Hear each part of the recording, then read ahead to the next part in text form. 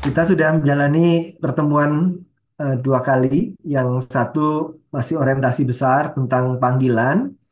Kemudian yang lalu kita belajar secara overview tentang Christian worldview dari empat narasi Alkitab, meta narasi. Ya, buat beberapa teman mungkin ini satu hal yang baru. Buat beberapa yang lain sudah mendengar beberapa kali. Yang akan kita lakukan selanjutnya ini adalah kita akan masuk ke dalam masing-masing narasi secara lebih detail dan kita nanti masing-masing kan sudah punya topiknya ya, eh, topik yang akan dibuat. Nah, kita akan mencoba memikirkan topik yang sedang kita bawa itu di dalam sudut pandang narasi Alkitab yang eh, hari ini kita akan belajar tentang narasi penciptaan.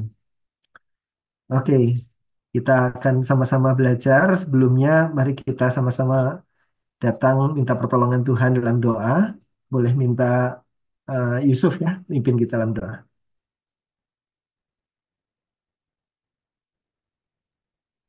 Pak ya Pak. Oh iya. Mari kita bersatu dalam doa. Kami sungguh bersyukur Tuhan buat kasih setiamu, yang bersyukur buat suatu kesempatan yang sungguh berharga bagi kami Bapak. Engkau berikan kesempatan kami boleh berkomunitas di sini Bapak. Engkau berikan kesempatan kami Tuhan untuk mengerti, memahami lebih dalam terkait eh, firman Tuhan, terkait meta narasi yang mungkin menjadi landasan atau fondasi berpikir kami Bapak untuk eh, beberapa pemikiran-pemikiran ke depan Tuhan. Kiranya Tuhan melalui eh, pertemuan-pertemuan ini Bapak, Engkau yang boleh mimpin kami Tuhan, Engkau yang juga buka hati dan pikiran kami Bapak sehingga kami terbuka untuk mendengarkan apa yang menjadi eh, eh, kerinduan Tuhan, apa yang menjadi materi yang boleh kami dengarkan saat ini Bapak. Kami juga berdoa Tuhan untuk teman-teman yang belum hadir, Tuhan yang pimpin mereka, apapun yang menjadi kendala atau kekurangan, atau bahkan eh, ketika mereka ingin join Bapak Tuhan yang boleh terus pimpin mereka Tuhan. Kami juga berdoa Bapak untuk Bapak Ibu yang boleh menyampaikan materi dan boleh membimbing kami. Tuhan yang boleh terus pimpin Bapak sehingga dalam penyampaian Tuhan boleh seturut dengan kehendak Tuhan. Terpujilah Engkau Bapak. Kami serahkan kegiatan dalam tangan pengasihan Tuhan. Haleluya. Amin. Amin, amin. Ya, teman-teman, kita belajar sebagai young theologians, teolog-teolog muda. Dan ketika kita belajar ini bukan sekedar belajar mengisi pikiran kita dengan informasi, tetapi lebih bagaimana eh, apalagi kita sekarang sedang belajar tentang worldview ya. Bagaimana kita mempertajam cara kita memandang segala sesuatu di sekitar kita berdasarkan teologi yang kita pelajari. Jadi kita eh, seringkali bingung bersikap terhadap segala sesuatu di sekitar kita karena eh, kacamata kita, kaca worldview kita itu buram gitu ya. Kita tidak terlalu jelas melihatnya. Dan di dalam pembelajaran yang theologian pada tahun ini kita sama-sama belajar untuk mempertajam, memperjelas bagaimana kita sebagai orang-orang Kristen, orang-orang yang eh, dipandu oleh Alkitab bisa memandang dunia dari sudut pandang Alkitab. Alkitab itu dari Kejadian sampai Wahyu eh, untuk memudahkan kita mempelajarinya dibagi menjadi empat babak besar: penciptaan, kejatuhan, penebusan, dan penggenapan pada saat akhir itu. Dan eh, kita akan sama-sama belajar sesi demi sesi untuk mempertajam dari masing-masingnya. Kita mulai dengan yang pertama hari ini, yaitu tentang narasi penciptaan. Saya akan mulai share screen. Kita akan masuk dalam narasi penciptaan. Nah, narasi penciptaan ini adalah narasi bukan sekedar eh, pengantar dari kitab Kejadian, tetapi juga pengantar dari seluruh kisah Alkitab, juga kisah hidup kita, di mana di dalam eh, kisah Alkitab itu kita ada di dalam cerita itu. Saya ingin memulai dengan sebuah ilustrasi. Ilustrasi ini bukan saya yang membuat, tapi diambil dari satu buku, judulnya After Virtue. Bayangkan begini, teman-teman. teman-teman lagi duduk di halte bis gitu ya, lagi nunggu bis begitu. Waktu teman-teman lagi duduk-duduk nunggu bisnya datang, tiba-tiba ada seseorang menghampiri kita dan orang itu dengan wajah serius berkata kepada kita, nama Latin dari bebek adalah Histrionicus histrionicus. Nah, kira-kira apa yang menjadi respon teman-teman? Nama Latin dari bebek adalah Histrionicus histrionicus. Orang itu mendatangi kita dan mengucapkan kata-kata ini. Dan sebagai informasi, Histrionicus histrionicus itu betul-betul adalah nama Latin dari bebek ya, Harlequin duck namanya. Itu Histrionicus histrionicus. Pertanyaan saya adalah apa yang akan teman-teman lakukan ketika ada orang yang mendatangi kita dengan mengatakan hal itu? Tentu saja ini pertanyaan yang jawabannya bisa macam-macam, bukan? Tergantung begitu ya. Tergantung apa? Tergantung konteksnya ya. Ini cerita sebelumnya apa sih sampai ada orang begitu? Misalnya, cerita sebelumnya orang yang datang pada kita itu sebelumnya itu adalah orang yang kayak begini. Dia orang yang mungkin melarikan diri dari rumah sakit jiwa begitu ya. Mungkin dulunya dia pinter banget begitu ya. Eh, terus dia belajar eh, binatang-binatang dan sebagainya. Dia menghafal. Terus dia mendatangi kita waktu di halte bis itu. Dan dia bilang nama Latin dari bebek adalah Histrionicus histrionicus. Apa yang akan kita lakukan? Kalau cerita sebelumnya adalah seperti ini. Kita mungkin akan laporkan ya ke dinas sosial terdekat ini kok ada orang begini atau kita mungkin malah menjauh takut begitu ya. Karena cerita sebelumnya seperti ini akan beda lagi kalau cerita sebelumnya ini nama juga cerita ya. Cerita sebelumnya orang itu adalah agen rahasia begitu ya. Nah, orang itu agen rahasia spy gitu ya dari negara lain dan mikirnya kita adalah salah satu orang kontaknya begitu ya. Dan itu adalah kata sandinya. Nama Latin dari bebek adalah Histrionicus histrionicus. Harusnya kita menjawab sesuatu, tapi kita bingung bengong gitu ya. Ini apa? Terus dia baru menyadari, ini orang yang salah ini nggak tahu apa sandi balasannya. Kemudian dia pergi begitu. Nah, kalau cerita sebelumnya adalah seperti ini, tentu respon kita akan berbeda kepada orang ini. Mungkin kita laporin ke polisi, wah ini ada orang mencurigakan, eh, coba tolong diperiksa begitu ya. Atau cerita sebelumnya adalah dia ini seorang eh, pustakawan dia dan kita sebelumnya sudah datang ke perpustakaan itu dan kita lagi cari referensi dan kita tanya kepada orang ini ada nggak referensi tentang bebek begitu ya. Nah, kemudian waktu kita ngobrol sama dia, dia mencoba membantu, tapi dia masih nggak tahu ini apa yang dicari. Nah, kemudian kita meninggalkannya, kita pergi ke halte bus. Rupanya dia selesai kerja, dia datang ke kita. Ini orangnya yang tadi nanya nama Latin dari bebek. Saya udah ketemu. Nama Latin dari bebek adalah Histrionicus histrionicus. Sikap kita akan berbeda, bukan? Kita mungkin akan, oh terima kasih kamu masih nyariin ya, padahal saya pikir udah nggak ketemu dan sebagainya. Nah, sudah-sudah, apa yang akan kita lakukan kepada masing-masing orang ini, kepada situasi ini, sangat tergantung pada cerita apa sebelumnya dan cerita apa selanjutnya nanti. Demikian juga dengan what you. What you itu akan menempatkan saya dan teman-teman ini di dalam sebuah cerita, di dalam sebuah narasi. Dan ketika kita tahu sebelumnya itu seperti apa dan sesudahnya itu akan kemana, akan membuat kita bersikap berbeda dengan orang yang punya narasi yang berbeda. Misalnya teman-teman yang punya pandangan ateisme begitu ya, atau sekularisme, mereka lihat bahwa alam semesta ada begitu terus, manusia mati kemudian udah hilang dan sebagainya. Kalau narasinya seperti itu, sebelumnya bagaimana dan akan gimana, itu akan membuat cara memandang dunia, cara bersikap terhadap dunia itu berbeda.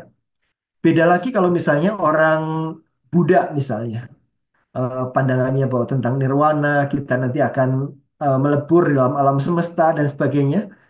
Sikap kita terhadap eh, hidup kita nanti kalau pandangannya nanti ada reinkarnasi dan sebagainya, narasinya itu akan membuat kita bersikap secara berbeda. Nah, teman-teman mungkin ini kita tidak sadari karena kita semua udah sekian lama jadi orang Kristen ya. Narasi Kristen itu ada dalam pikiran kita.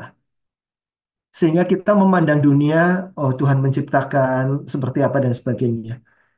Yang akan berbeda sekali dengan teman-teman kita yang punya narasi yang berbeda. Nah, teman-teman, metanarasi yang kita pelajari ini menolong kita memahami bagaimana kita bisa hidup di tengah-tengah dunia pada saat ini. Karena kita tahu cerita sebelum dan cerita sesudahnya. Dan di mana hidup kita saat ini. Metanarasi Alkitab meliputi kisah tentang penciptaan, kejatuhan, penebusan, dan penggenapan. Dan ini membuat kita memahami dunia ini. Oh, dunia ini begini karena sebelumnya kayak begini dan pengharapan ke depannya begini. Sehingga saya harus hidup bagaimana dengan hidup kita yang sekarang ini. Kita itu dirangkai dalam satu narasi. Akan berbeda sekali kalau kita tidak punya narasi ini di dalam kehidupan Kristen kita. Nah, tetapi sayangnya pemahaman kita tentang masing-masing narasi ini seringkali kabur, tidak terlalu jelas. Ketika tidak terlalu jelas, kita juga akan jadi kabur juga. Kita mau ngapain di dunia ini? Apa yang penting dan apa yang tidak penting? Apa yang harus dilakukan dan apa yang tidak harus dilakukan? Inilah teologi. Kita kita melihat dunia dari sudut pandang Tuhan dan kita melihat di mana tempat dan panggilan kita di dalamnya. Ketika kita bicara tentang worldview, cara kita memandang dunia di dalam eh, metanarasi ini itu semua punya konsekuensi. Ideas have consequences. Ketika kita punya gagasan seperti ini, cara kita memandang misi, cara kita memandang pekerjaan, cara kita memandang prioritas dan sebagainya, konsekuensinya akan berbeda. Nah, itu sebabnya kita perlu di dalam belajar teologi ini kita perlu memperjelas, mempertajam uh, biblical worldview kita. Dan kita akan belajar pada hari ini memperjelas dan bertajam dalam narasi yang pertama yaitu narasi penciptaan. Sehingga kita tahu tempat kita di dalam dunia ini sejak awalnya. Nah, eh, sebagai contoh supaya kita bisa memahami bagaimana me- memandang kehidupan kita dari sudut narasi penciptaan, saya akan mengambil contoh bagaimana orang Kristen memandang pekerjaan kalau kita punya narasi penciptaan, akan berbeda dengan orang-orang yang bukan Kristen, yang tidak punya narasi penciptaan. Nah, eh, saya pakai ini sebagai contoh. Teman-teman punya punya konteks yang lain ya, punya punya permasalahan yang lain, punya isu yang lain. Misalnya ada yang mau menulis artikel memandang ekologi dari metanarasi Alkitab, ada yang memandang citra diri, ada apalagi ya, ada macam-macam ya. Teman-teman kan sudah penderitaan, kemiskinan dan sebagainya di dalam metanarasi Alkitab. Nah, saya ingin memberi contoh bagaimana kita memandang satu isu tertentu dalam hal ini adalah pekerjaan jika kita punya narasi penciptaan. Mari kita masuk di dalamnya. Saya memperkenalkan seorang namanya Arif. Ini nggak tahu namanya ini, saya cuma ambil dari internet saja ini orang ini. Eh, saya nggak kenal dia juga. Tapi inilah si Arif ini ya. Arif bekerja pada sebuah pabrik yang membuat kerangka sepeda motor. Jadi bikin dudukan sepeda motor dan posisi dia sebagai supervisor memberi gaji yang cukup baik. Dia supervisor pabrik sepeda motor, tetapi uang tidak dapat menutupi rasa tidak berarti yang menggerogoti jiwanya. Pekerjaannya itu-itu saja hari demi hari, tahun demi tahun, yaitu mengkoordinasi karyawan untuk memasang sekrup-sekrup, kata Arif. Itu-itu saja tahun demi tahun. Ketika masih muda, Arif memimpikan untuk melayani kerajaan Allah. Tetapi kini perasaan sia-sia dalam cara dia menggunakan waktu hidupnya sangat mengganggunya. Sementara dia perlu sumber mata pencaharian. Jadi ya udahlah mau nggak mau saya kerja yang seperti ini, saya butuh uangnya. Tetapi perasaan sia-sia menggerogoti jiwa. Nah, di dalam pandangan Arif, dia berpikir bahwa sebagai pekerja aku hanyalah orang Kristen yang melayani dengan sisa waktu. Orang awam. bukan orang yang utama dalam kerajaan Allah, yang bisa melayani Tuhan dengan lebih penuh waktunya. Arif berpikir bahwa kalau diteruskan, bukankah aku hanya akan menyia-nyiakan hidupku yang singkat ini? Seharusnya aku keluar dari pekerjaan dan masuk kepada pelayanan kepada Tuhan yang sungguh-sungguh kalau saya serius dengan hidup saya. Itu narasi yang ada dalam pikiran Arif. Saudara-saudara, ketika narasinya seperti ini, maka konsekuensinya Arif akan sulit sekali menemukan arti dan makna dari pekerjaannya sehari-hari selain bahwa dia butuh penghasilan. Sementara semua yang lain itu dia merasa tidak berarti. Nah, ketika Arif bertanya, apa yang seharusnya saya lakukan? Apa yang seharusnya Arif pikirkan? Nah, ini kita perlu mempertajam eh, apa yang Alkitab katakan sebetulnya. Dari penciptaan, pekerjaan dalam konteks penciptaan, kejatuhan, penggenapan, dan pemulihan segala sesuatu itu. Dengan kita makin tajam melihat pekerjaan dalam konteks biblical worldview ini, maka sikap kita akan berbeda terhadap pekerjaan. Mari kita lihat. Nah, bagaimana kisah penciptaan, narasi penciptaan itu menolong kita memahami hakikat kerja. Kerja itu apa? Tujuan kerja itu apa? Oke, kita lihat di dalam penciptaan dimulai dengan Kejadian pasal 1. Pada mulanya Allah menciptakan langit dan bumi. Dan kondisinya pada hari ke-0 itu, bumi belum berbentuk dan kosong. Ada dua kondisi ya, belum berbentuk dan kosong. Gelap gulita menutupi samudera raya, roh Allah melayang-layang di atas permukaan air. Ada dua kondisi tadi, belum berbentuk dan kosong. Nah, kondisi ini dikerjakan, Allah bekerja, Allah memberi bentuk. Tadinya belum berbentuk, diberi bentuk. Hari pertama, kedua, ketiga. Allah menjadikan terang, cakrawala, daratan, dan lautan. Yang tadinya tidak berbentuk, sekarang sudah ada bentuknya. Tetapi masalahnya masih ada, yaitu masih kosong. Kemudian yang kosong itu hari keempat, lima, dan enam, Allah bekerja memberi isi. Jadi memberi bentuk, sekarang memberi isi. Diisi matahari, bulan, burung, ikan, hewan, bahkan hari keenam Tuhan mengisi bumi ini dengan manusia. Itulah penciptaan. Karakter Tuhan yang pertama-tama diperkenalkan kepada kita oleh Alkitab adalah Tuhan sebagai pencipta. Pencipta artinya Tuhan yang berkarya, karya kreasional, itulah pencipta. Itulah karakter Tuhan yang pertama yang diperkenalkan di dalam Alkitab kita. Tuhan yang bekerja dan berkreasi, menciptakan, memberi bentuk, dan memberi isi. Apa yang Tuhan kerjakan? Luar biasa. Tuhan menciptakan makrokosmos, galaksi-galaksi yang jumlahnya miliaran, lebih dari 100 miliar galaksi di dalam eh, kemampuan teleskop tercanggih yang kita punya sekarang. Tuhan juga menciptakan mikrokosmos, sampai sel, atom, dan sebagainya di dalam keteraturan yang luar biasa. Tuhan menciptakan langit dan bumi, Tuhan menciptakan daratan, lautan, tumbuhan, bunga-bunga, Tuhan menciptakan segala macam eh, tumbuhan dan binatang di dalam air, burung-burung di udara, burung-burung di darat, dan sebagainya. Tuhan menciptakan semuanya itu. Dan ciptaan Tuhan itu ada di dalam harmoni, ada di dalam relasi yang intim dan dalam. Segala sesuatu berlangsung baik. Itulah narasi yang kita miliki di dalam narasi Alkitab kita tentang penciptaan. Segala sesuatu ada dalam satu relasi yang seringkali Alkitab katakan sebagai shalom. Shalom adalah webbing together, bagaimana segala sesuatu terjalin satu sama lain antara Tuhan, manusia, dan seluruh ciptaan. Bukan cuma Tuhan dan manusia saja, tetapi juga dengan seluruh ciptaan, binatang, hewan, dan lain-lain. Nah, kalau teman-teman punya narasi, eh, punya permasalahan tentang ekologi, tentang sampah dan sebagainya, teman-teman bisa belajar dari narasi penciptaan ini, mengambil bagian ini. Nah, ini Tuhan menciptakan segala sesuatu dan Tuhan ada dalam relasi shalom ini, damai sejahtera di dalam segala ciptaannya. Amy Sherman mendefinisikan shalom dengan kalimat begini. Shalom merupakan perkembangan atau pertumbuhan. Jadi kalau ada shalom, maka ada perkembangan dan pertumbuhan adalah flourishing. Orang bisa terus berkembang, terus bertumbuh.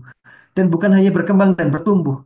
Ada keutuhan, ada kepenuhan, ada wholeness. Rasanya penuh, tidak kekurangan. Ada ada rasa cukup dan penuh hidup kita. Em, kita memenuhi eh, tempat kita dan dan kita kita mengalami kepuasan itu wholeness. Dan juga ada sukacita, delight yang menyeluruh. Itulah shalom, kondisi shalom itu. Dan itulah kondisi yang ada di dalam narasi penciptaan kita. Itu dunia yang Tuhan ciptakan. Ketika Tuhan menciptakan dunia, Tuhan melihat bahwa semuanya itu baik. Semua yang diciptakan baik. Dan bahkan ketika pada kemudian Tuhan mengevaluasi seluruhnya, Tuhan melihat segala yang dijadikannya itu sungguh amat baik. Demikianlah diselesaikannya langit dan bumi dan segala isinya. Jadi kita melihat di dalam narasi penciptaan ini, Tuhan bukan saja Tuhan yang mencipta, Tuhan bukan saja Tuhan yang bekerja, memberi bentuk dan memberi isi, tetapi dia menemukan kesenangan di dalam pekerjaannya itu.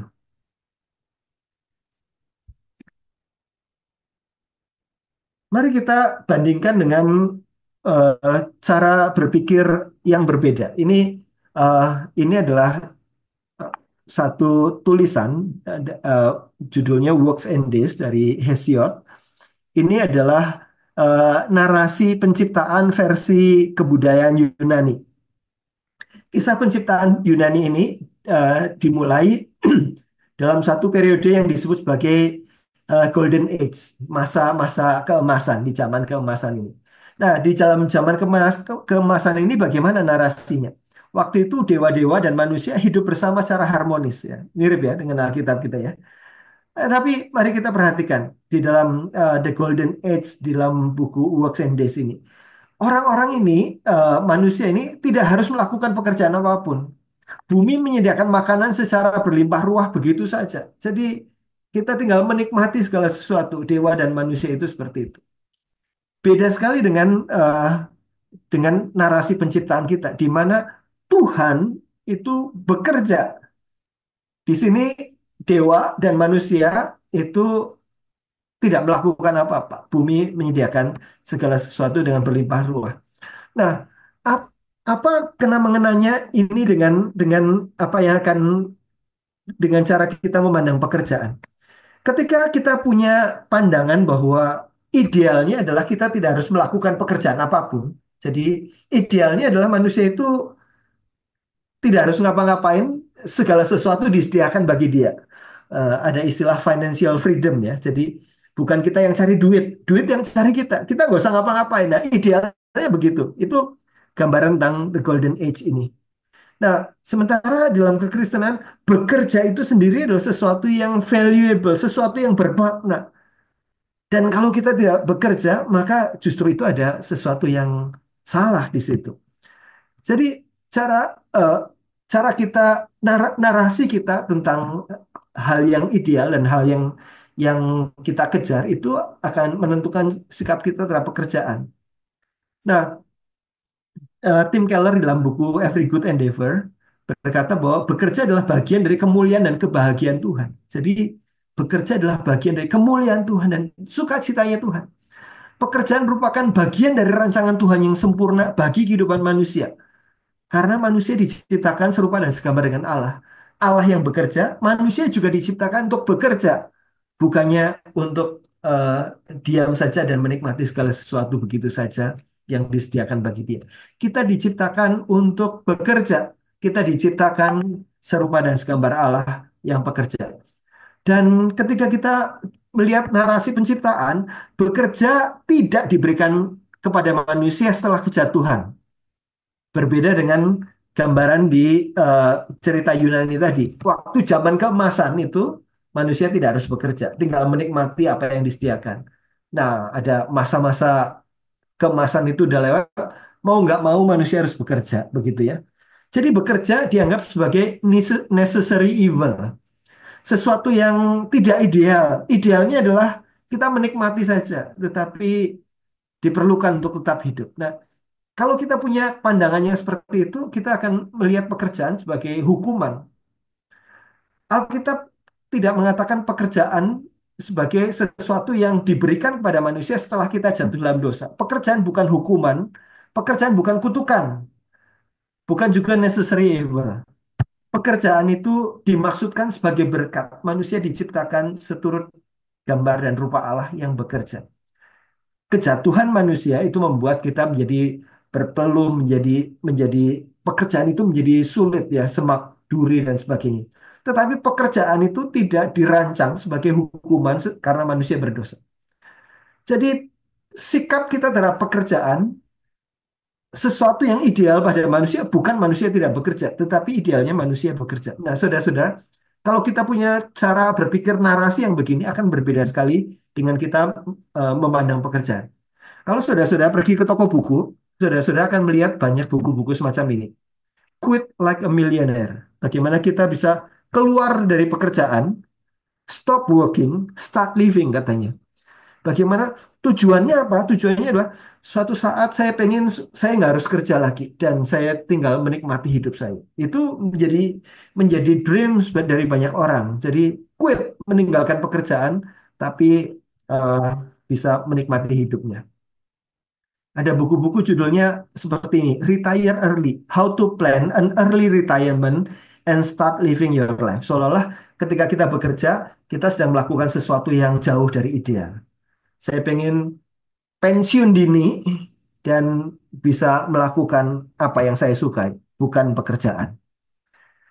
Ada singkatannya lagi, Start Your Fire, Financial Independence, Retire Early. Bagaimana kita punya kemerdekaan finansial sehingga kita bisa cepat pensiun, nggak usah kerja lagi, tapi uang yang terus-menerus masuk karena kita punya investasi. Ada ada istilah the new retire mentality. Jadi bagaimana kita bisa retire young, bagaimana kita bisa pensiun secepat mungkin dari pekerjaan dan retire rich ya, sehingga kita perlu punya passive income, retire young, retire rich. Saudara-saudara, kalau saudara-saudara melihat ini with view di baliknya, gambaran di baliknya adalah idealnya manusia tidak bekerja. Bekerja itu sesuatu yang tidak baik. Bekerja itu sesuatu yang mau nggak mau harus kita lakukan. Tetapi idealnya kita tidak bekerja. Nah, beda sekali kan ya teman-teman. Ideas have consequences. Ketika kita punya narasi yang demikian, maka konsekuensi sikap kita terhadap pekerjaan dan macam-macam juga akan berbeda. Nah, manusia diciptakan serupa dengan segambar dengan Tuhan, dan Tuhan diperkenalkan sebagai pribadi yang bekerja. Maka kita sebagai makhluk pekerja, eh, ketika kita bekerja, kita serupa dengan Dia yang bekerja. Bapak Ibu Saudara sekalian, mari kita lanjutkan narasi kita. Di dalam Alkitab, bumi yang belum berbentuk diberi bentuk. Dan manusia yang diciptakan Tuhan itu diperintahkan untuk taklukkanlah dan berkuasalah atas bumi ini.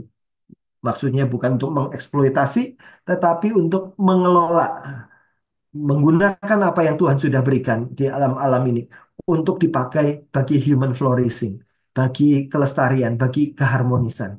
Kita pakai itu untuk kita bisa mengolah, kita menggunakan akal budi, pengetahuan dan sebagainya untuk mencipta seperti Tuhan mencipta. Kita juga memakai apa yang Tuhan sudah ciptakan untuk berkreasi. Bumi belum berbentuk, Tuhan beri bentuk dan kita diberi mandat, taklukkanlah dan berkuasalah. Bumi yang kosong, Tuhan beri isi. Dan Tuhan beri mandat pada kita juga. Mandatnya apa? Beranak cuculah dan bertambah banyak, penuhilah bumi. Dua mandat ini bersisian diberikan kepada saudara dan saya, kepada manusia. Jadi di sini kita melihat bahwa Allah bukan saja bekerja, tetapi Allah mengutus pekerja-pekerja untuk meneruskan pekerjaannya. Tuhan mengundang kita yang serupa dan segambar dengan Dia untuk melakukan uh, untuk meneruskan apa karya ciptanya. Jadi ketika kita sedang bekerja, kita sebenarnya sedang melakukan mandat itu, mandat untuk terus uh, berkreasi dan terus bermasyarakat. Nah, mari kita lihat cermati lebih lebih lebih detail lagi tentang hal ini. Taklukkanlah dan berkuasalah. Menaklukkan dan berkuasa menempatkan dunia ini dalam pemeliharaan dan pengelolaan manusia. Manusia diberi mandat oleh Tuhan sebagai gambarnya, sebagai wakilnya. Dan ketika kita mengolah segala sesuatu, maka itulah yang disebut sebagai civilization, sebagai kebudayaan. Kita bikin peralatan, kita bikin eh, teknologi, kita bikin meja, kursi, rumah, membuat kota, membuat AI sekarang ya, komputer dan sebagainya. Kita sedang membentuk kebudayaan dengan kita memelihara dan mengelola apa yang Tuhan ciptakan. Ketika kita diperintahkan beranak cucu dan memenuhi bumi ini bukan sekedar prokreasi. Itu kita terus beranak pinak begitu ya. Kalau begitu tidak ada bedanya dengan hewan dan tumbuhan kalau memang prokreasi seperti itu hanya sekedar menambah spesies. Tetapi eh, kita diminta untuk beranak cucu dan memenuhi bumi, kita dipanggil untuk berkreasi membangun masyarakat manusia. Jadi ketika ada dua orang, kemudian ada anak itu menjadi satu keluarga, kemudian ada beberapa keluarga itu menjadi satu RT, RW, kampung, kota, bangsa, dan sebagainya, di mana kita akan saling berbagi tugas, kewajiban, tanggung jawab, dan sebagainya. Kita sedang mengisi dunia ini dengan kemasyarakatan, bukan sekedar spesies yang bertambah. Jadi kita melihat mandat ini adalah mandat kebudayaan, mencipta, membentuk sesuatu, dan mandat kemasyarakatan di dalam relasi kita dengan orang-orang lain yang hidup. Jadi mandat kebudayaan dan mandat kemasyarakatan itu adalah bagian dari tugas saudara dan saya. Inilah mandat. Jadi ketika kita melakukan itu, kita sedang melakukan apa yang Tuhan perintahkan. Nah, di dalam buku Creation Regain dikatakan eh, istilahnya adalah the task of development. Jadi tugas pengembangan, mengembangkan apa yang Tuhan sudah berikan. Ada beberapa rangkuman dari bagian awal ini. Penciptaan menyiapkan segala sesuatu yang diperlukan untuk diteruskan oleh manusia. Manusia diciptakan pada hari yang keenam. Begitu ya dalam narasi penciptaan kita. Tuhan sudah menyiapkan segala sesuatu, tetapi segala sesuatu itu belum semuanya siap, sudah jadi. Maka diciptakanlah manusia sebagai wakil Tuhan untuk meneruskan. Hari ketujuh bukan akhir dari perkembangan ciptaan. Karena Tuhan sudah menempatkan gambarnya di bumi dengan mandat untuk meneruskan proses perkembangan ciptaan. Manusia dipanggil untuk ikut serta dalam karya cipta Tuhan yang berkelanjutan. Melalui apa? Melalui kerja dan karya manusia. Nah, ketika kita bekerja, berkarya melalui eh, ilmu pengetahuan, teknologi, seni, ekonomi, politik, dan sebagainya, maka kita sedang ikut serta dalam karya cipta Tuhan yang berkelanjutan. Dari sini kita melihat bahwa pekerjaan itu punya nilai intrinsik, punya value-nya itu sendiri, karena melalui pekerjaan kita sedang mewujudkan bagaimana eh, apa yang Tuhan sudah ciptakan terus berkembang. Nah, kalau kita melihat narasi Alkitab ya dari eh, penciptaan itu kan di Taman Eden. Kalau kita melihat narasi akhirnya itu bukan di taman lagi, tetapi di sebuah kota. Jadi from the garden to the city, dari taman ke kota Yerusalem baru itu, dengan segala bangunannya, segala segala macam-macam. Dan kita melihat bahwa Tuhan menciptakan dunia ini, Tuhan memberikan mandat pada manusia melalui pekerjaannya untuk terus mengembangkannya. Nah, Tuhan juga Tuhan yang memelihara ciptaan, Dia menanami suatu taman baginya dan menyiraminya. Tuhan membuat seorang istri bagi manusia. Tuhan menjaga dunia dan mengelola tanahnya. Dan Tuhan memberi makan ciptaannya, menolong yang menderita, mengurus kebutuhan segala makhluknya. Karakter Tuhan berikutnya yang dimunculkan dalam Kejadian pasal 2 adalah Tuhan yang memelihara. Itu karya providensial Tuhan. Tuhan bukan hanya mencipta, tetapi memelihara.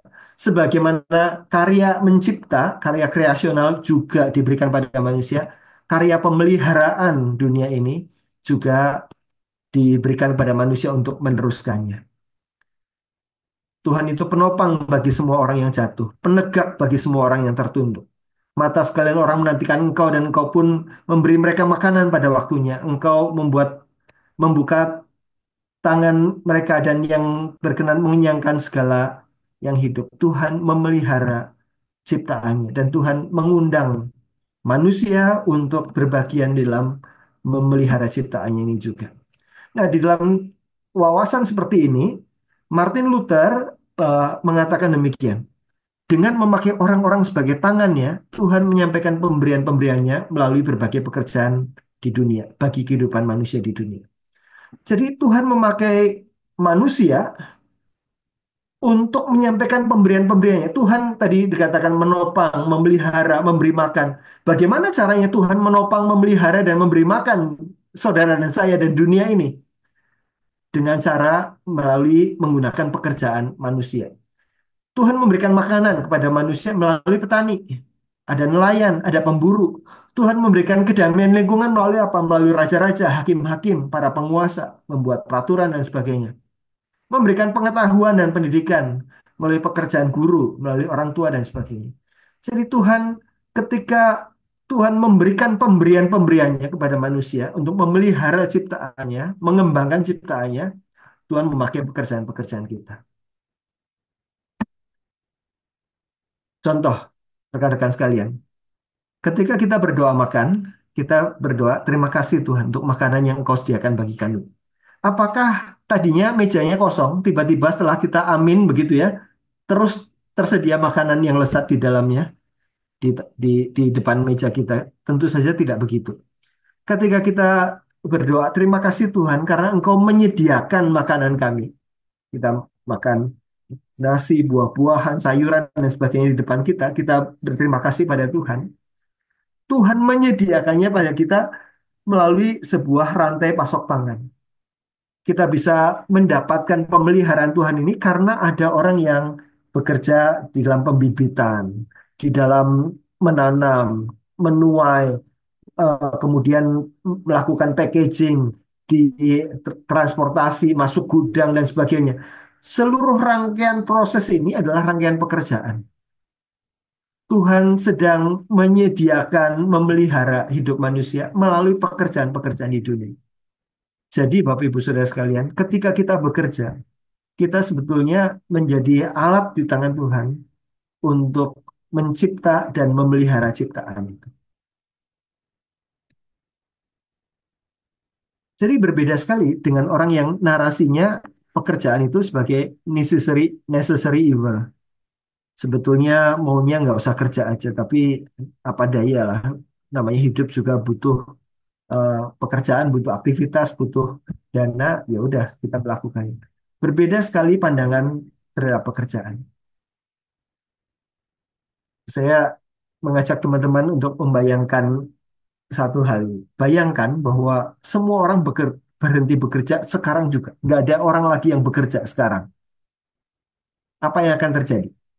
Ketika pekerjaan semuanya berhenti, kehidupan beradab dengan cepat akan hancur dan menghilang. Makanan cuma tinggal sisa yang ada di toko aja. Pelayan tokonya juga udah nggak ada. Kita ambil aja dari sana.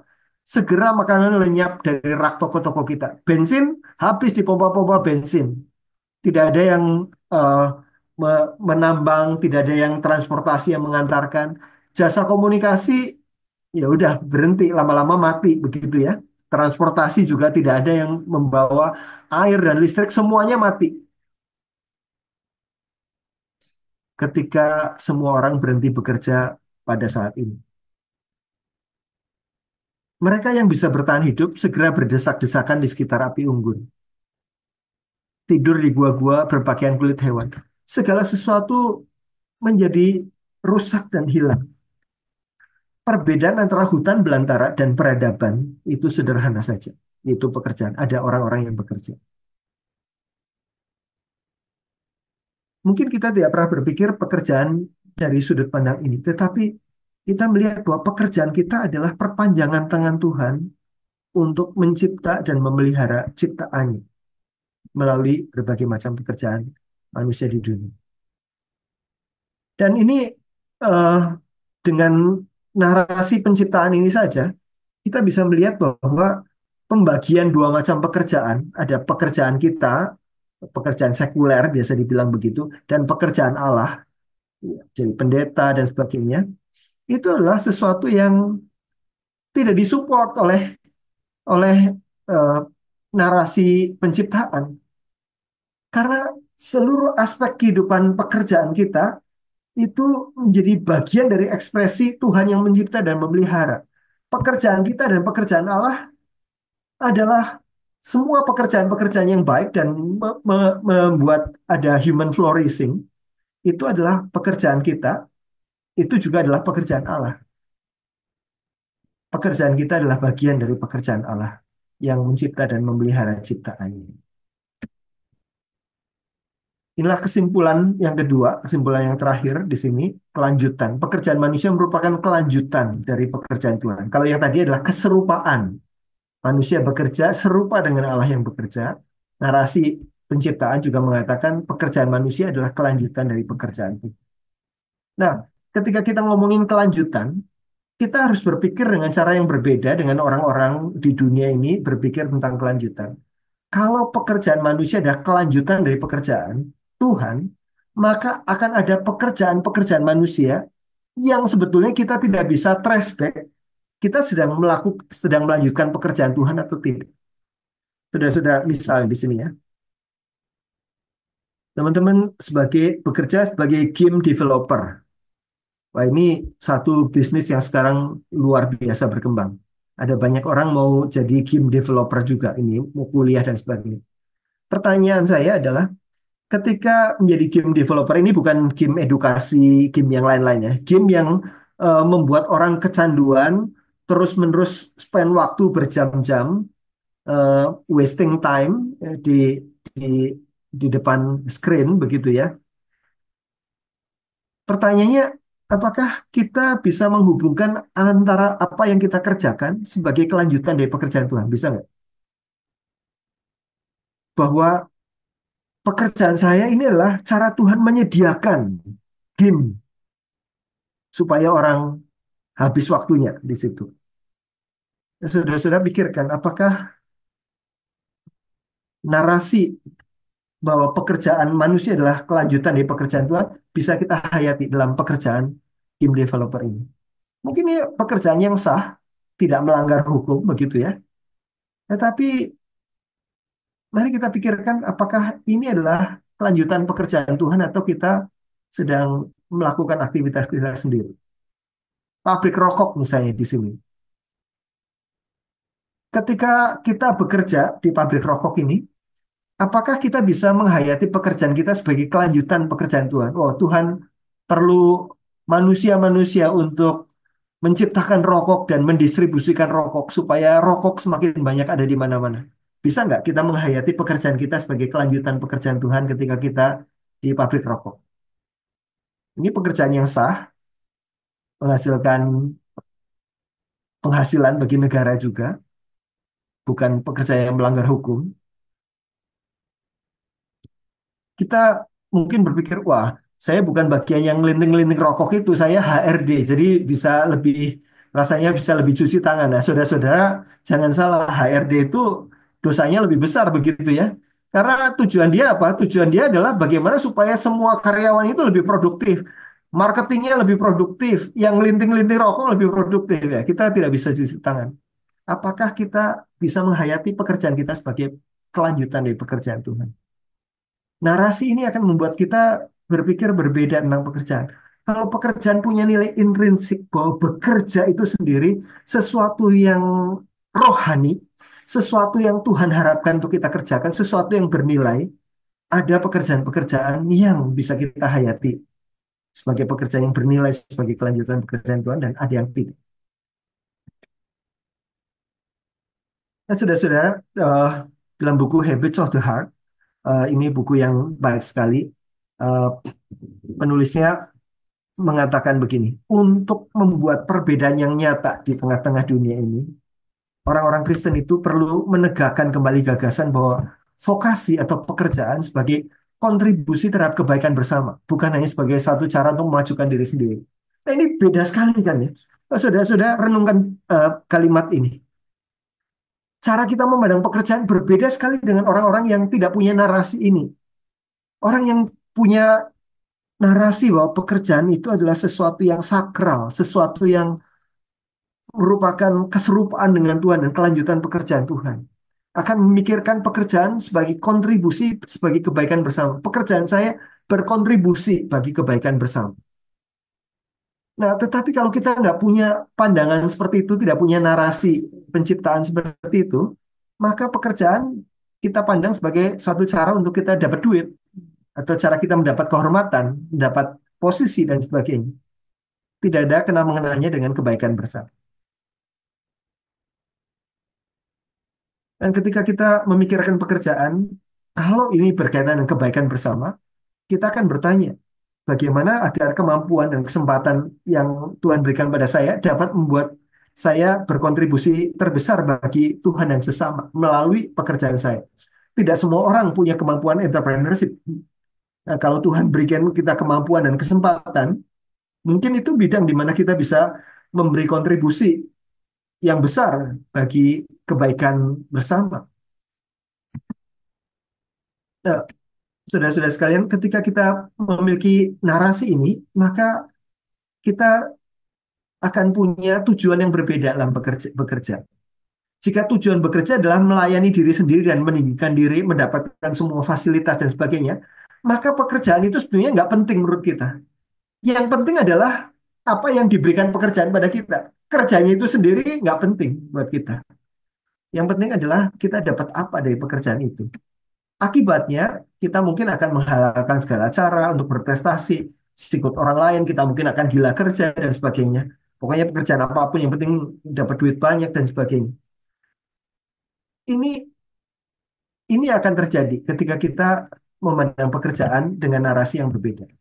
Sementara kalau kita punya narasi penciptaan tentang pekerjaan ini, dan jika tujuan kita bekerja adalah untuk Tuhan dan untuk kebaikan sesama, maka sebenarnya kita punya alasan yang lebih baik untuk menggunakan talenta dan semangat kita untuk bekerja lebih baik. Akibatnya apa? Kalau kita punya motivasi dan tujuan yang lebih baik ini, akibatnya kita akan berhasil dalam jangka panjang, bahkan menurut standar dunia. Kalau kita lihat ya, misalnya orang-orang yang melakukan pekerjaannya dengan baik seperti untuk Tuhan, bukan untuk manusia. Dia melakukannya bagi kebaikan banyak orang. Saya pikir dalam jangka panjang, meskipun kadang-kadang tidak bisa kita lihat dalam jangka pendek, itu akan memberikan hasil yang lebih baik daripada orang yang cuma sekedar melakukan kerjaan itu hanya karena uangnya saja. Ada banyak guru yang bekerja sebagai guru hanya karena butuh duitnya saja. Tetapi berbeda sekali dengan orang yang menghayati guru sebagai panggilan dan dalam pekerjaannya. Dia tahu bahwa diperlukan ada orang yang mengambil profesi sebagai guru, sebagai perpanjangan tangan Tuhan untuk memberikan pendidikan pada anak-anak. Maka dia akan melakukannya dengan hati yang berbeda.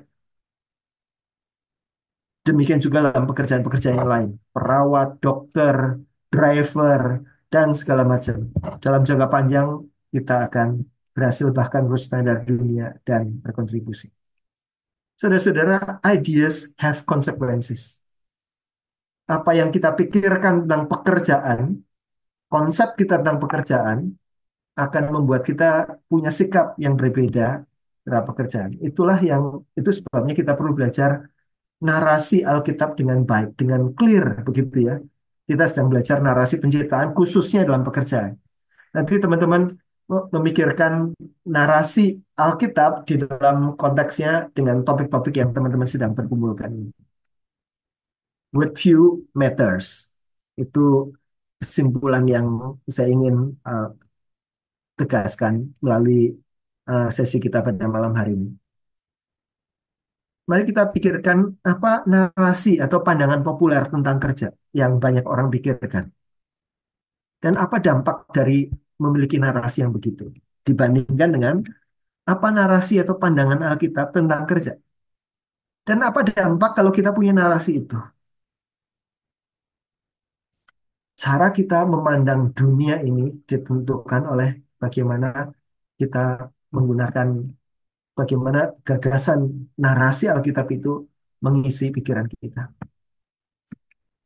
Nah, saudara-saudara, kalau ini contohnya adalah tentang kerja, saudara-saudara bisa ganti. Gitu. Apa narasi dan pandangan populer tentang citra diri misalnya, tentang apa lagi, tentang lingkungan hidup, tentang FOMO, tentang macam-macam. Dan apa dampak dari kalau kita punya narasi itu? Dan apa narasi pandangan kita tentang hal-hal tadi? Dan apa dampak dari narasi itu? Kita bisa terapkan untuk berbagai macam ini hal-hal yang teman-teman sudah sempat kumpulkan ya. ada tentang pemuritan, pengembangan SDM, pelayanan desain, media, pelayanan siswa, kesehatan mental, citra diri, kecemasan. Apa narasi eh, populer tentang hal ini dan apa narasi Alkitab? Nah, kita sedang fokus saat ini dalam narasi penciptaan saja. Nah, teman-teman, inilah yang perlu teman-teman buat ya di dalam kalau misalnya teman-teman yang menulis tentang kecemasan misalnya. Bagaimana kecemasan dalam narasi Alkitab? Kita bisa mengambil misalnya eh, dalam penciptaan Tuhan menciptakan segala sesuatu serba baik. Shalom begitu ya. Tidak ada kecemasan. Kecemasan itu artinya apa dan bagaimana ciptaan Tuhan yang pertama. Dan kita bisa menceritakan banyak hal dari narasi itu.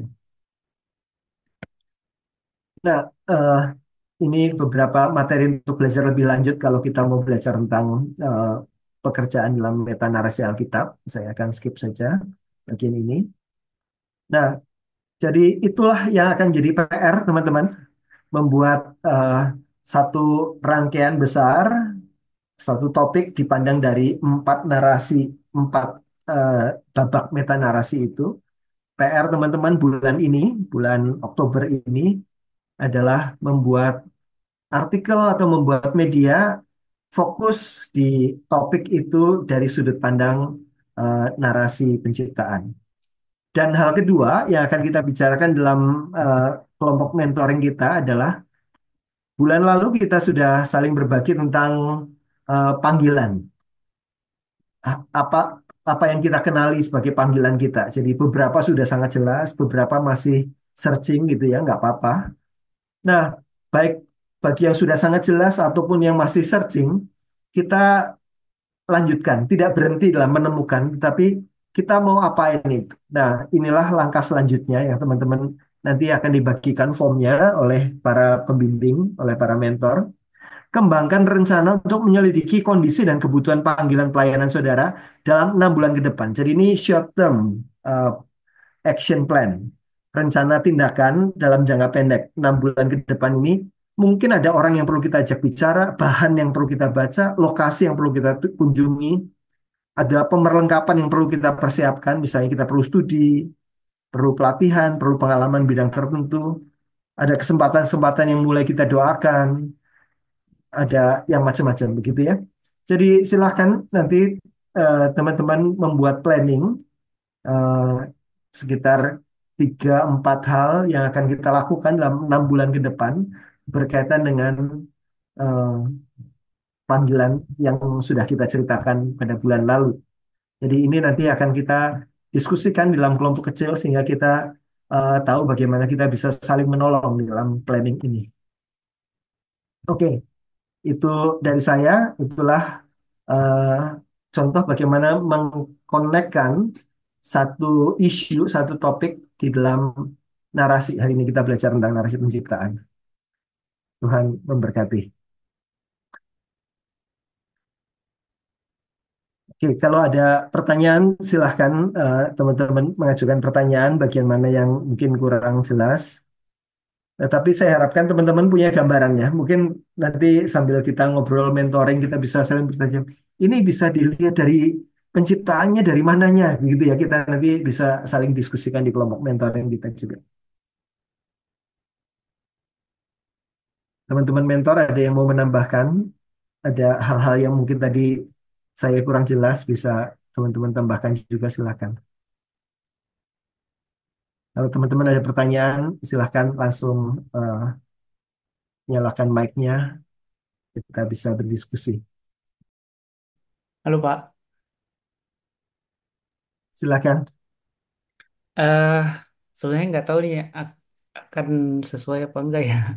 Soalnya kalau dari yang Bapak jelaskan sudah sangat jelas sih Pak terkait metanarasi penciptaan dengan kolerasinya atau inilah hubungannya dengan pekerjaannya Pak.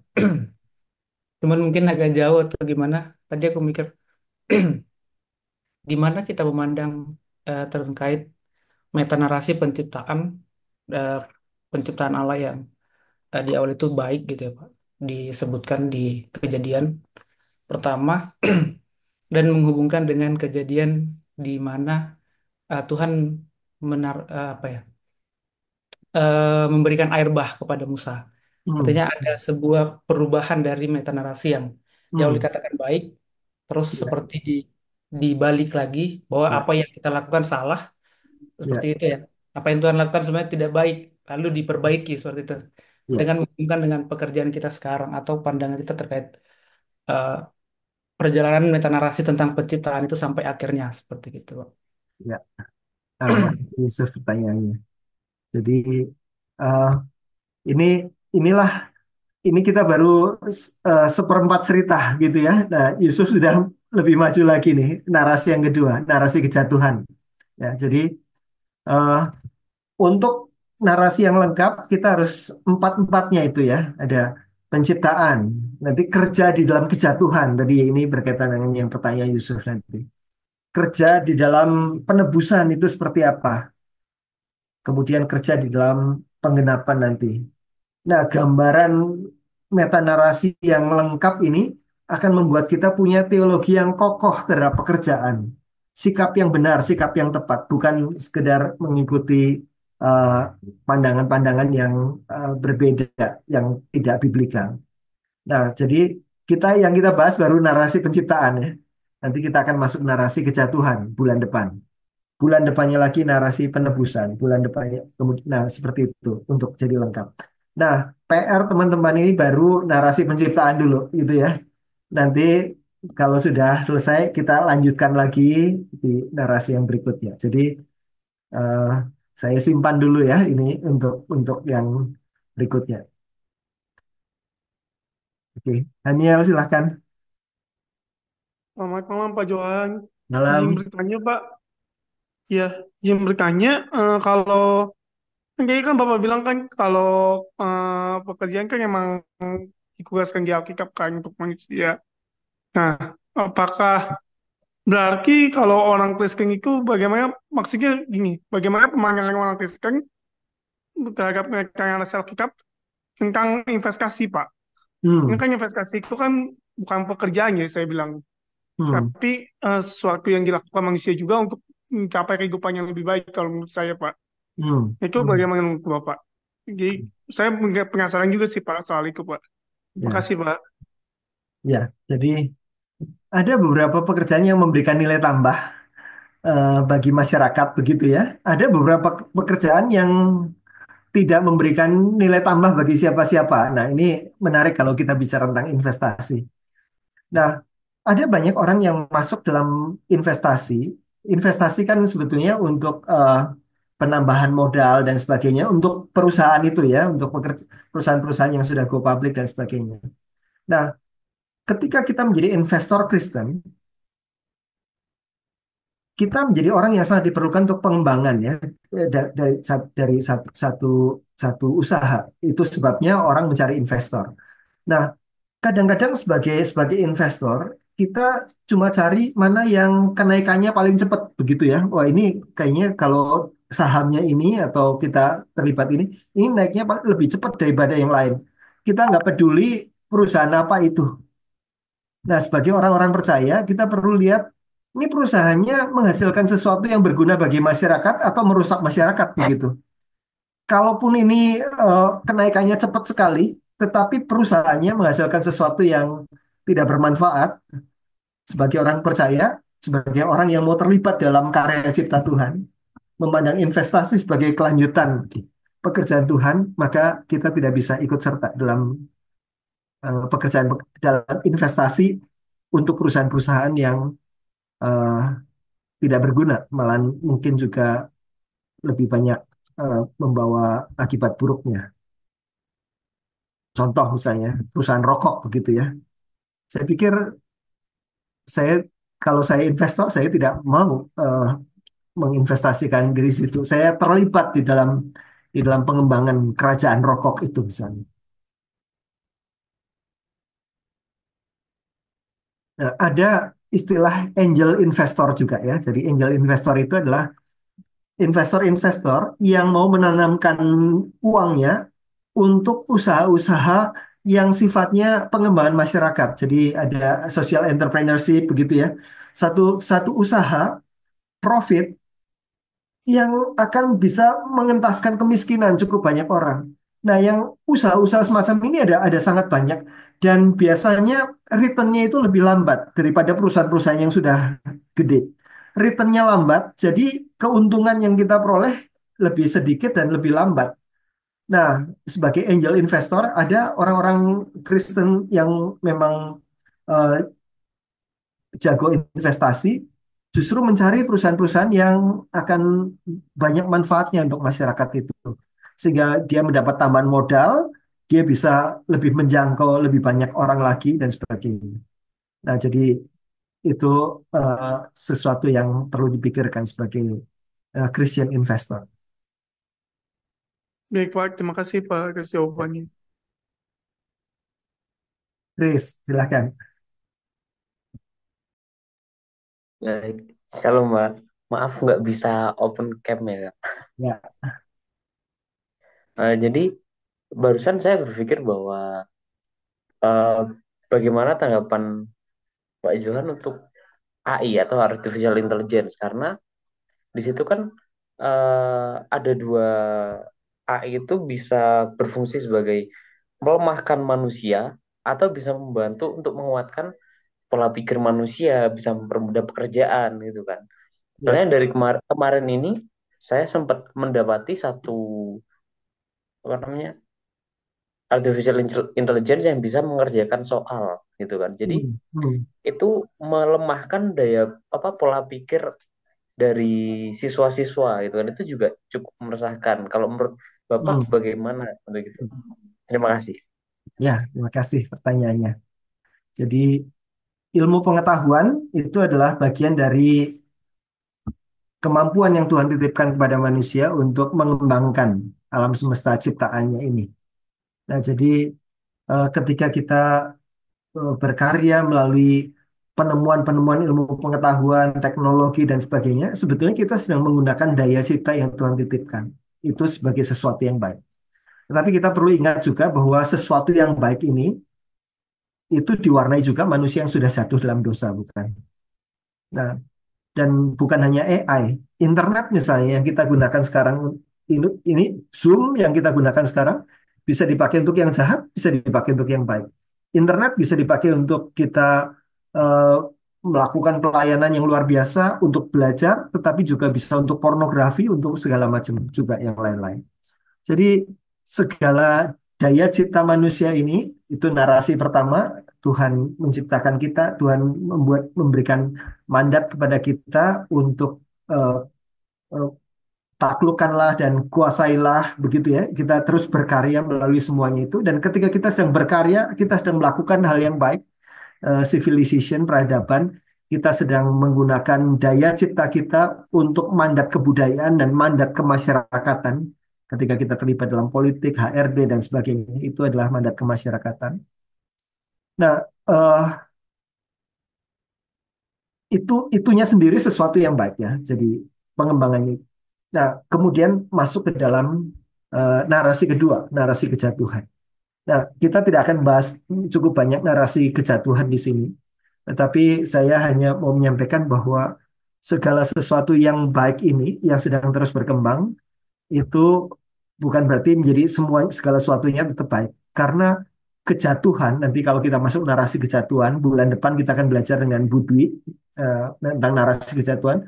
Kejatuhan itu sudah merasuk sudah mencemarkan semua aspek, termasuk juga kejatuhan manusia yang disebut sebagai total depravity ya, satu kerusakan yang tidak ada satupun aspek kehidupan manusia, termasuk di gereja, sekolah Alkitab, termasuk di politik pemerintahan, semuanya sudah dicemari oleh dosa. Tidak ada yang tidak tercemar oleh dosa. Dan itu sendiri membuat kita juga punya pandangan kritis terhadap terhadap eh, ilmu pengetahuan, bukan sekedar eh, over optimisme begitu ya, tetapi juga kita perlu menjagai aspek-aspek yang negatif di dalamnya. Jadi ada di dalam kerangka itu. Tetapi bukan hanya seperti itu bisa ditebus, itu narasi yang ketiga. Dan bagaimana selanjutnya. Jadi rekan-rekan, eh, meta narasi ini akan menolong kita. Jadi kita akan melihat bukan masuk dalam optimisme yang naif begitu ya, tetapi juga tidak dalam pesimisme yang kemudian jadi kayak hopeless dan menghindar dari segala sesuatu ini, tetapi kita perlu engage dengan bijaksana. Apalagi nanti ketika kita masuk dalam narasi penebusan. Eh, jadi begitu ya. Jadi segala karya cipta manusia bisa dipakai untuk sesuatu yang baik, sesuatu yang jahat. Tetapi karya cipta ini akan terus berjalan. Eh, sebelum saya berikan kesempatan buat yang lain, nanti saya kasih satu satu ilustrasi ya ini untuk Chris ya. Misalnya ada seorang bayi begitu ya. Bayi ini terus bertumbuh. Tetapi bayi ini kena penyakit. Ada penyakit, tapi ada tugas pertumbuhan yang bayi ini makin lama makin besar, makin besar, makin besar jadi remaja dan sebagainya. Nah, penyakit itu ada, penyakit itu akan menghambat, penyakit itu akan merusak dan sebagainya. Tetapi bahwa pertumbuhan itu akan terus jalan. Itulah daya cipta manusia, itulah mandat kemasyarakatan kebudayaan yang Tuhan berikan. Kita akan terus berkarya dan sebagainya. Ada penyakit memang. Nah, inilah yang sesuatu yang perlu kita bereskan. Tetapi bukan bahwa dengan adanya penyakit ini, kalau gitu nggak usah bertumbuh saja, nggak usah terus mengembangkan gitu ya. Karena ini nanti semuanya akan merusak. Jadi tidak seperti itu. Nah, kemudian kita nanti masuk ke dalam narasi penebusan. Saya tidak akan lanjutkan ke narasi yang berikutnya supaya kita fokus di bagian ini. Nah, kalau teman-teman eh, tertarik mempelajari tentang total metanarasi ini, buku tentang pekerjaan di dalam metanarasi itu yang sangat baik saya rekomendasikan adalah buku Every Good Endeavor ya, yang tadi ditulis oleh Tim Keller, sudah diterjemahkan oleh teman-teman di Perkantas Jatim. Judulnya eh, apakah pekerjaan Anda bagian dari pekerjaan Allah? Itu judulnya. Itu ditulis dengan meta narasi. Yang narasi penciptaan yang hari ini saya presentasikan sebagian mengambil dari buku itu.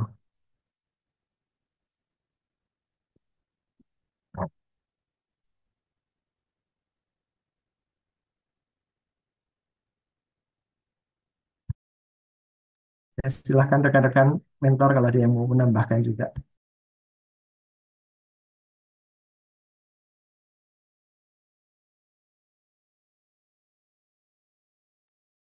Nah, inilah bedanya kalau kita hanya eh, mengambil ayat-ayat favorit saja terhadap satu hal. Tentang pekerjaan, kita ambil ayat favoritnya ini. Bekerjalah seperti untuk Tuhan, bukan untuk manusia, begitu ya. Dan itu betul, itu ada dalam Alkitab. Tetapi ketika kita mau membangun teologi yang komplit, yang lengkap, kita harus melihat seluruh Alkitab, bukan hanya ayat-ayat tertentu saja. Jadi ketika kita mau bicara tentang pekerjaan, kita mulai dari kitab Kejadian. Seterusnya sampai akhirnya narasi penggenapan dalam kitab Wahyu. Mau kita bicara tentang ekologi, mulainya dari Kejadian, seterusnya juga sampai penggenapan. Itulah cara berpikir biblical theology. Nah, itulah yang kita pelajari dalam sekolah-sekolah Alkitab ketika kita eh, belajar tentang Christian ethics.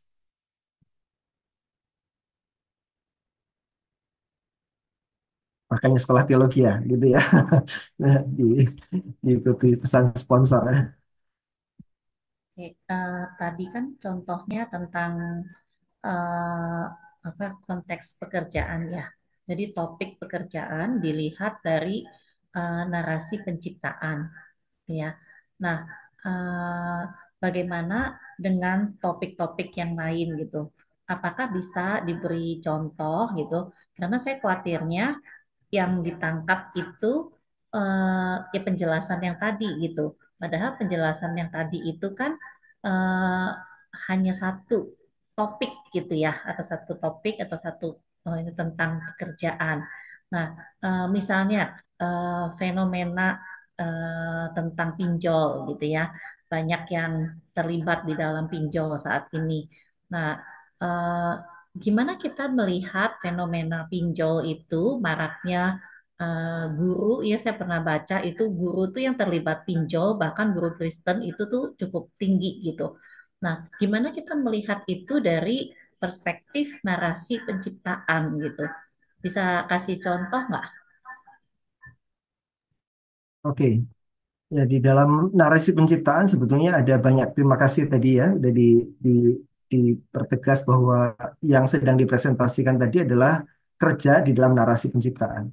Jadi ketika kita masuk ke topik-topik yang lain ya, tadi pinjol, kemudian juga nanti citra diri, ada lagi tentang apa lagi ya, yang di dalam daftar itu tadi tentang pelayanan media begitu ya, ada macam-macam. Kita akan mengambil dari narasi itu dan kita akan bertanya, eh, ketika di dalam penciptaan ini, di dalam semua kisah tentang penciptaan ini, eh, di mana eh, keterkaitan topik ini dengan apa yang dinyatakan Alkitab. Misalnya, ketika kita topiknya tentang eh, pernikahan, misalnya katakanlah, tentu eh, kita akan melihat bagaimana rancangan manusia diciptakan serupa dengan segambar dengan Allah begitu ya. Eh, Laki-laki dan perempuan diciptakan dan sebagainya. Kita menemukan identitas kita di situ. Itu narasi penciptaan. Nanti kita masuk dalam kejatuhan dan seterusnya. Pinjol misalnya tadi, kita melihat bahwa eh, Allah menciptakan manusia di dalam harmoni yang baik begitu ya. Allah dengan manusia, manusia dengan sesama dan sebagainya. Eh, Dan dari situ kita melihat eh, di mana letak pinjolnya gitu ya. Itu sebenarnya lebih banyak nanti masuk dalam narasi kejatuhan. Nah, tapi di dalam harmoni yang Tuhan berikan, ada hubungan yang baik satu orang dengan orang yang lain, kemudian ada kesejahteraan, eh, tidak ada kekurangan dan sebagainya. Itu di dalam narasi penciptaan, dalam kejatuhan manusia kemudian membuat eh, menggunakan kelemahan-kelemahan, menggunakan eh, kekurangan-kekurangan orang untuk justru bukannya menolong tetapi menjerumuskan dengan mengambil keuntungan melalui orang yang butuh, bagaimana supaya terikat dan sebagainya. Jadi eh, akan ada narasi-narasi tertentu yang akan lebih gemuk di satu sisi yang lain dan lebih kurus di sisi yang lain ya. Jadi misalnya ekologi itu cukup gemuk tuh di narasi penciptaan. Karena bagaimana Tuhan menciptakan segala sesuatu dan sebagainya. Nah, narasi kejatuhan biasanya di semua topik kita akan masuk. Topik tentang apa kesepian misalnya, asal mula psikopatologi dan sebagainya ada di situ. Dikontraskan dengan Tuhan menciptakan kita tidak seperti itu. Manusia pada awalnya tidak seperti itu. Manusia dalam keutuhan yang penuh di dalam relasinya dengan Tuhan, sesama dan lain-lain. Jadi eh, akan ada akan ada eh, hal-hal tertentu yang misalnya tadi pernikahan itu akan cukup gemuk di narasi penciptaan, tapi di bagian-bagian lainnya nanti akan diterangkan untuk lebih lengkap. Jadi eh,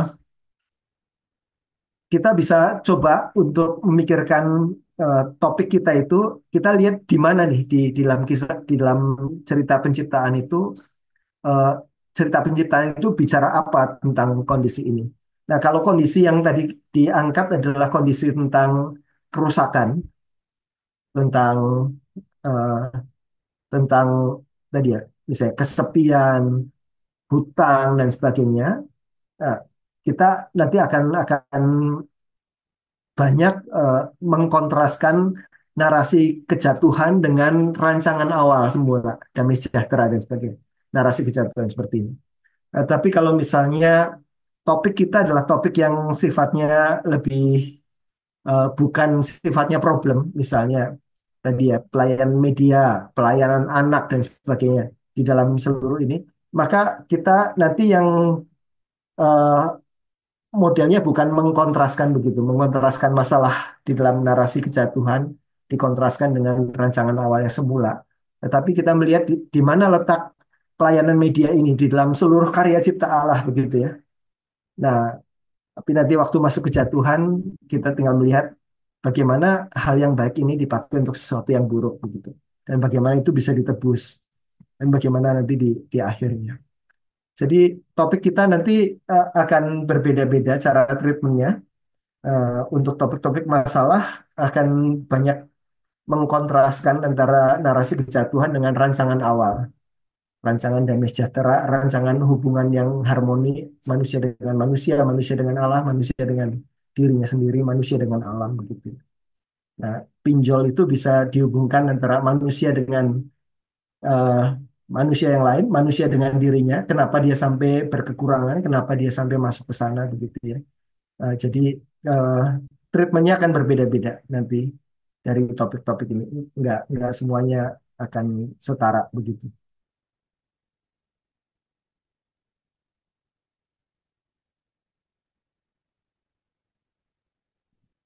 Ya, Novan. Oke Pak, mau minta tanggapannya. Kan kita Allah bekerja di dalam penciptaan itu. Nah, kita juga sebagai ciptaannya kita juga bekerja gitu. Nah, Hmm. bagaimana hubungannya dengan nanti saat penggenapan gitu. Penggenapan saat kita bersatu dengan Allah, apakah kita juga bekerja tapi dalam konteks bekerja yang mungkin sama kayak dunia ini tapi ideal gitu. Ya, Itu sih bagaimana tanggapannya Bapak. ya, Terima terima kasih. kasih, Novan. Tadi eh, Chris menanyakan tentang kelanjutan dari narasi kerja di dalam kejatuhan. Sekarang Novan menanyakan lebih lanjut lagi ya ke sana, bahkan ke penggenapan. Nanti gimana sih kalau di dalam langit dan bumi yang baru itu kita bekerja atau cuma nyanyi nyanyi aja gitu ya? Dan di sana pekerjaannya seperti apa, kondisinya seperti apa? Apa yang Alkitab katakan tentang hal-hal itu? Dan apa kena mengenanya dengan pekerjaan kita nanti pada narasi pengenapan dengan pekerjaan kita pada hari ini? Apakah mestinya kita terus bekerja atau kita lebih baik bekerja untuk hal-hal tertentu yang biasanya disebut bernilai kekal begitu ya dan sebagainya itu akan mempengaruhi cara kita memandang pekerjaan kita saat ini berkaitan narasi penggenapan nanti di akhir. Nah, khususnya untuk teologi kerja berkaitan dengan sikap Kristen terhadap pekerjaan, narasi penggenapan itu akan banyak sekali pengaruhnya. Ya, cuma saya tidak akan jelaskan saat ini ya, nanti jadi satu sesi lagi tentang penggenapan. Tetapi eh, menarik ya tadi ya. Ketika kita melihat ini, kita melihat, oh ya ini harus lengkap. Nggak cuma narasi kerja dalam penciptaan saja. Bagaimana kerja dalam koneksinya dengan kejatuhan, dengan penebusan, juga dengan penggenapan nanti akhirnya. Kalau kita bicara tentang ekologi, bagaimana alam semesta ini eh, di dalam, misalnya kita ngomongin tentang sampah begitu ya, bagaimana itu di dalam penciptaan, bagaimana itu dalam kejatuhan, bagaimana itu dalam penebusan, bagaimana dalam penggenapan nanti.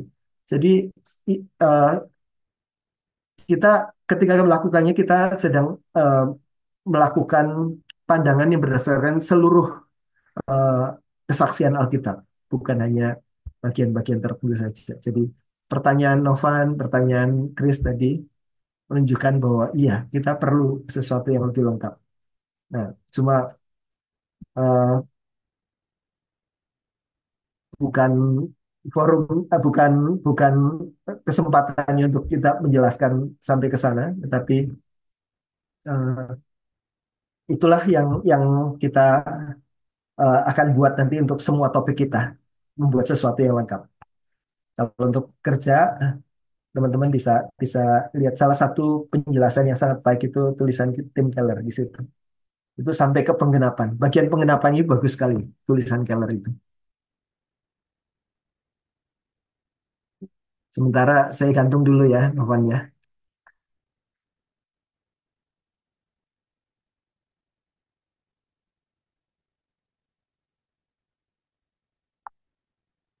Nanti waktu kita jalan, kita akan makin dipertajam juga oleh teman-teman kita. Waktu kita udah mulai bikin sesuatu, ini bisa nih dari sudut pandang ini, dari sudut pandang ininya. Ini ada ayat yang mengatakan begini di bagian penciptaan gitu ya.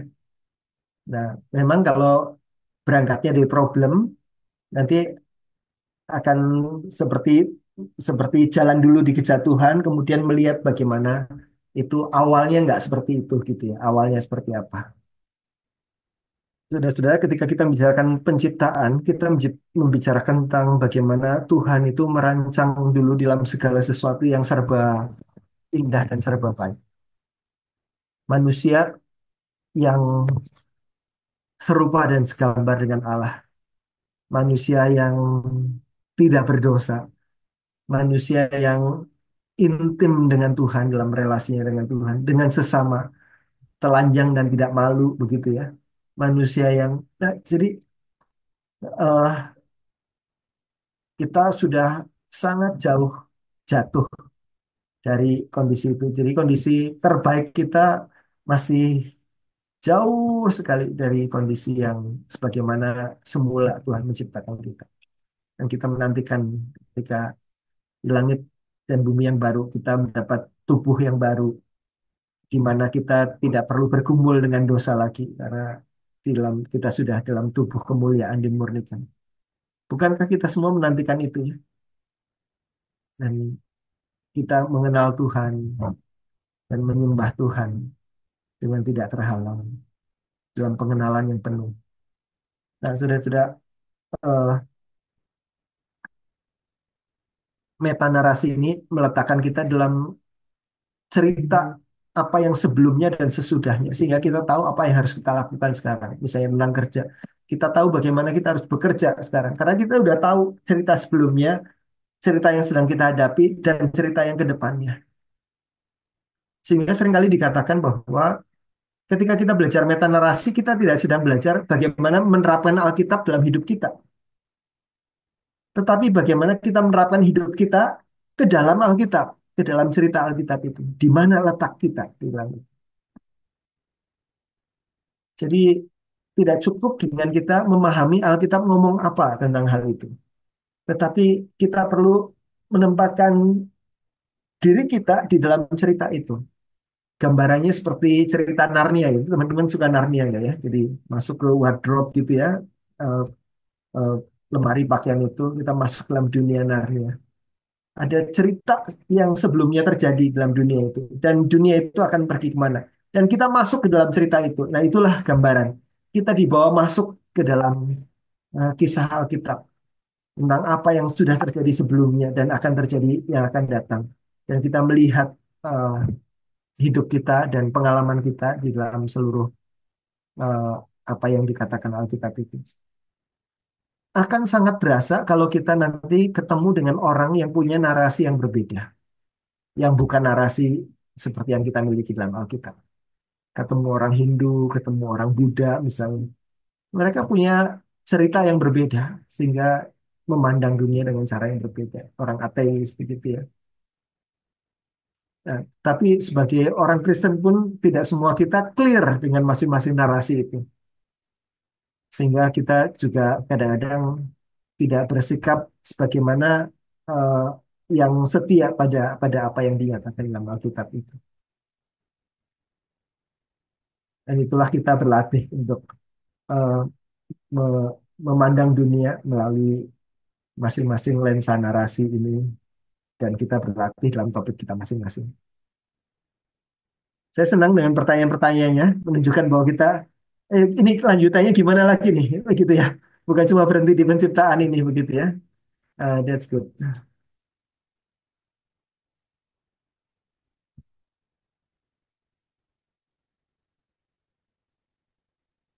Pak Kris atau Bu Alina ada yang mau ditambahkan?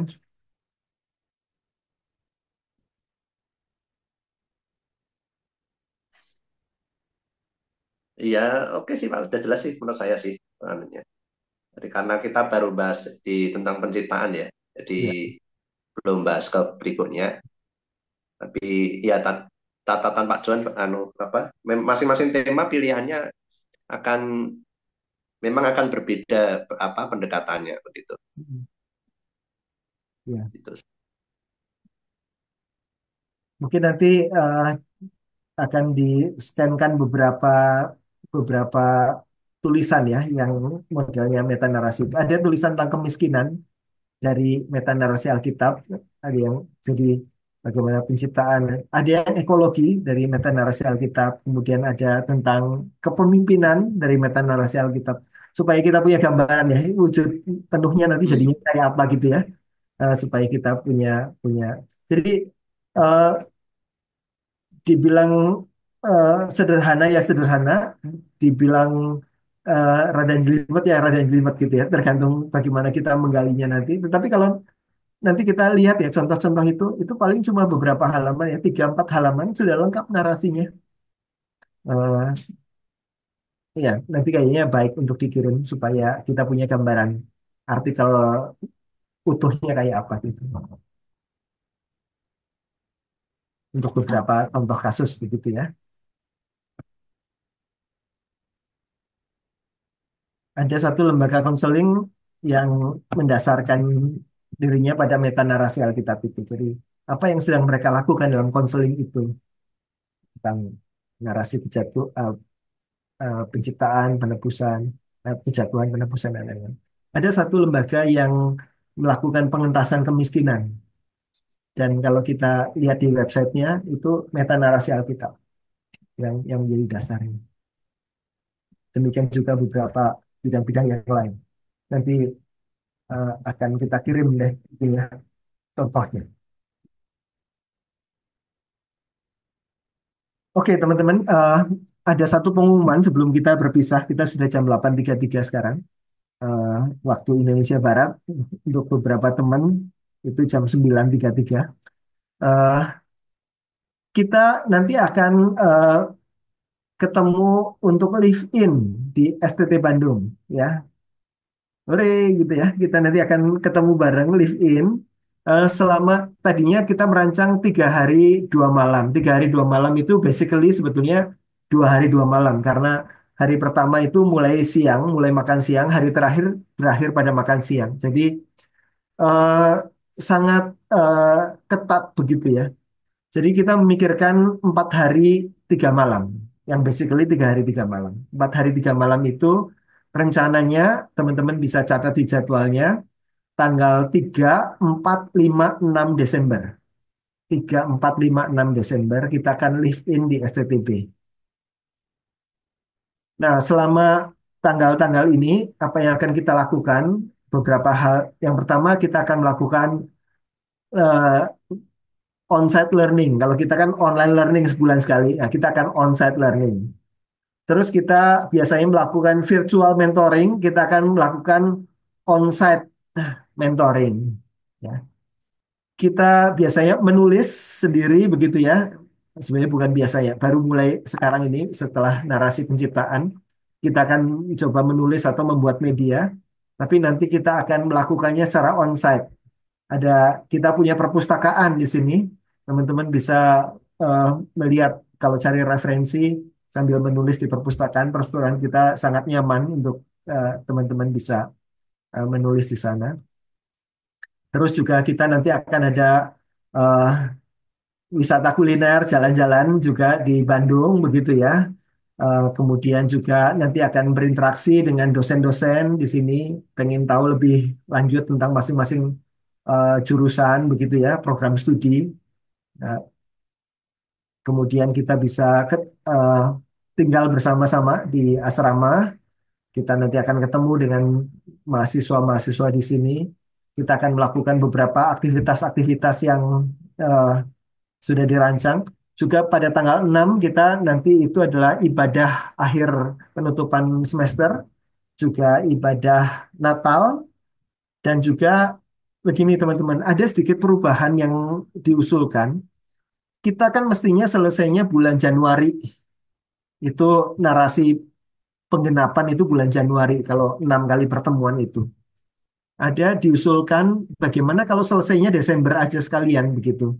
Jadi selama Desember itu bukan hanya belajar narasi penebusan, tetapi kita akan belajar narasi penebusan dan narasi penggenapan. Dua-duanya di bulan Desember waktu kita live in. Jadi karena kita punya 4 hari 3 malam, kita punya waktu untuk itu. Jadi nanti akan ada 2 learning, narasi narasi penebusan dan narasi penggenapan. Kita akan ada 2 mentoring onsite. Kita akan ada 2 kesempatan untuk menulis juga di situ. Selain yang lain-lain nanti. Jadi nanti pas tanggal 6 kita akan eh, wisuda begitu ya, akan kelulusan dengan produk entah media atau artikel.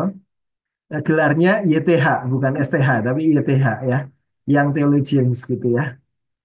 Dan kita akan merayakannya bersama-sama. Nanti kita kita lebih enak ngobrol langsung ya kalau ngobrol jarak jauh gini. Aduh, gimana nggak bisa eh, mengenal lebih lebih dalam. Nah, kalau di sini kita nanti bisa ngobrol bareng, bisa main bareng, bisa belajar bareng begitu ya. Berharap teman-teman semua bisa tolong catat dulu bagi yang mau cuti akhir tahun, tolong itu dihitung juga waktu kapan cutinya.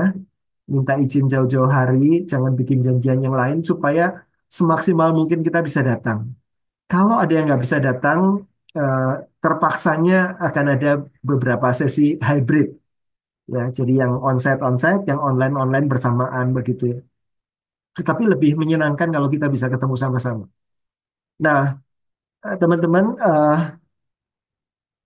untuk selama di sini, tempat tinggal, makan, jalan-jalan, semua kegiatan itu semua dibiayai oleh STTB. Plus tambahan nanti teman-teman mendapatkan buku-buku tertentu yang berkualitas untuk teman-teman pakai jadi bekal. Itu nanti semua on STTB. Nah, yang agak agak trikinya adalah untuk biaya perjalanan. Jadi budget kita adalah budget untuk semua teman-teman ada di sini mengcover akomodasi, konsumsi, dan kegiatan-kegiatan. Nah, tetapi untuk perjalanan ke sini, eh, sebisa mungkin kalau teman-teman bisa bisa membiayai diri sendiri, fundraise sendiri, itu akan menolong kita. Tetapi kalau misalnya dengan sangat terpaksa biayanya terlalu besar bagi bagi teman-teman, kita akan bisa berkontribusi. Nanti kita bisa bicarakan, nanti ngobrolnya dengan pembimbing masing-masing, dengan mentor masing-masing saja untuk kita nanti bicarakan. Jadi eh, sejak awal kita bilang bahwa kita bisa memberikan bantuan eh, su- supaya teman-teman bisa hadir di tempat ini. Jadi sangat senang kalau bisa hadir. Kalau uang menjadi hambatan, kita bisa pikirkan bagaimana bantuannya. Tentu saja tidak bisa full, tetapi nanti kita bisa bisa pikirkan bersama. Jadi jangan sampai itu menjadi hambatan. Gitu. Tapi kalau bisa mengusahakan transportasi sendiri datang ke sini, akan sangat menolong kita semua untuk penyelenggaraan ini. Ya, nanti yang beberapa hal teknis, beberapa detail acara akan sambil berjalan. Khususnya tentang keuangan, teman-teman bisa mulai nabung dan kita bisa kalau ada kebutuhan silahkan nanti diskusikan dengan mentor masing-masing. Nanti kita bisa memikirkan bagaimana supaya kita bisa saling menolong. Kamu mati dulu. Oke, jadi tentang yang live in tadi sudah disampaikan ya, cuma mau menegaskan ulang aja, itu tanggal 3 sampai tanggal 6 Desember. Memang dibilang masih lama ya masih lama, tapi ya enggak juga sebenarnya gitu ya. Jadi teman-teman bisa segera mengalokasikan waktu cutinya bagi yang bekerja dan tiket itu kemungkinan sudah mahal bulan Desember. Ya, walaupun awal Desember belum libur sekolah lah ya. Sekolah itu barusan tanggal 20-an libur, hopefully masih bisa hunting tiket murah kalau segera dilakukan. Jadi kalau sebisa mungkin teman-teman mengupayakan fundraising untuk biaya perjalanan, tapi kami juga tidak mau itu menjadi hambatan. Kalau misal ada masalah, silakan segera didiskusikan supaya kami bisa membantu memikirkan bagaimana fundraisingnya. Tolong jangan mendadak juga ya, karena kami juga akan sulit nantinya. Jadi mungkin itu aja sih tambahannya ya. Jadi looking forward untuk ketemu dengan teman-teman. Kelompok saya akan punya dress code kali ya, cewek-cewek. Oke, Ayu, Ebin, dan Isna, kita nanti pakai dress code ya. Oke, dari saya segitu aja. Oke, baik teman-teman kita akan tutup sesi kita malam hari ini. Bisa minta tolong Ayu ya untuk pimpin kita dalam doa.